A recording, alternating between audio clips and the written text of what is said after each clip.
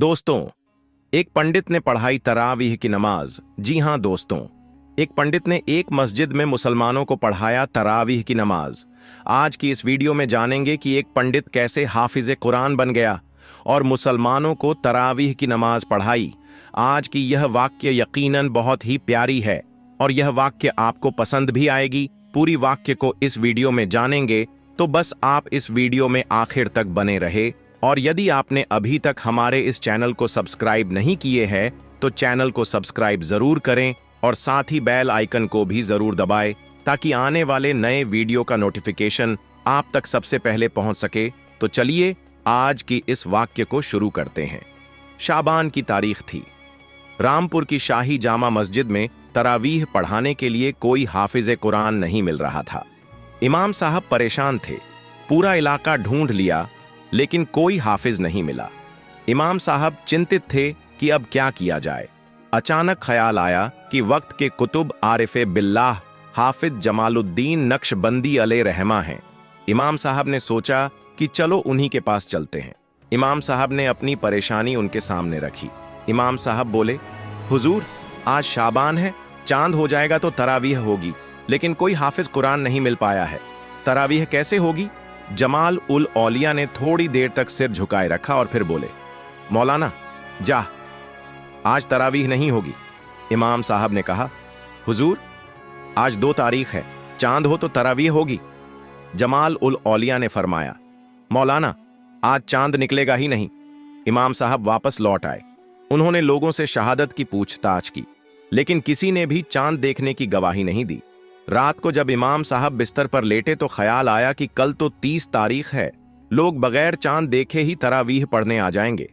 इमाम साहब घबराते हुए फिर दौड़े दौड़े जमाल उल औलिया की बारगाह में पहुंचे और पैर पकड़कर गिड़गिड़ाते हुए बोले, हुजूर, आज तो काम चल गया, लेकिन कल का क्या होगा? जमाल उल औलिया ने फरमाया, मौलाना जा, चुपचाप सो जा।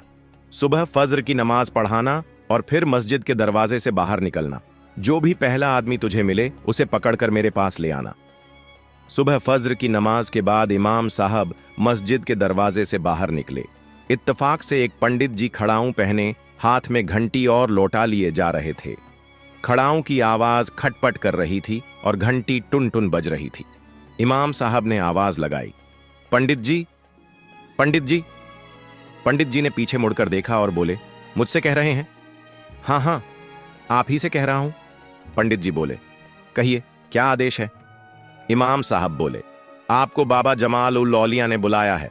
पंडित जी बोले, मैंने तो उनको कभी देखा भी नहीं है, सिर्फ नाम सुना है, लेकिन जब आपने बुलाया है तो चलूंगा, लेकिन पहले मुझे क्रियाकर्म करने दीजिए। इमाम साहब बोले, नहीं, पहले वहीं चलना होगा। पंडित जी चल पड़े। जैसे ही वह जमाल उल औलिया के पास पहुंचे, औलिया हंस पड़े और बोले, पंडित जी आ गए? जी हां हुजूर, पंडित जी ने जवाब दिया। जमाल उल औलिया बोले, पंडित जी, देखो ना, इस साल बड़ा गड़बड़ हो गया, कोई हाफिज कुरान नहीं मिल रहा है, तरावीह कैसे होगी? इसलिए मैं चाहता हूं कि आप ही तरावीह पढ़ा दें। पंडित जी घबरा गए और बोले, हुजूर, मैं तो पंडित हूं, मुझे तो पहला कलमा भी याद नहीं है, ये 30 पारा कुरान के अध्याय कैसे सुना पाऊंगा? जमाल उल औलिया बोले, पंडित जी, हिम्मत करो, हिम्मत करना तुम्हारा काम है, पढ़ाने के लायक बनाना मेरा काम है। जमाल उल औलिया ने पंडित जी से पूछा, नहा कर आए हो? हां, पाक पवित्र हूं। तो आओ, मेरे पास आओ। जमाल उल औलिया ने पंडित जी की बाहों में अपनी बाहें डाल दी, सीने से सीना सटा दिया और आंखों में आंखें डाल दी। फिर बोले, पंडित जी, जब बाहों में बाहें डाल दी, सीना सटा दिया और नजरें मिल गईं, तो अब पूरी ताकत से पकड़कर मुझे दबोच लो। पंडित जी ने ऐसा ही किया। फिर जमाल उल औलिया ने कहा, अब जैसे बचपन में मां का दूध पिया था, वैसे ही मेरी जबान अपने मुंह में डालकर पीना शुरू करो।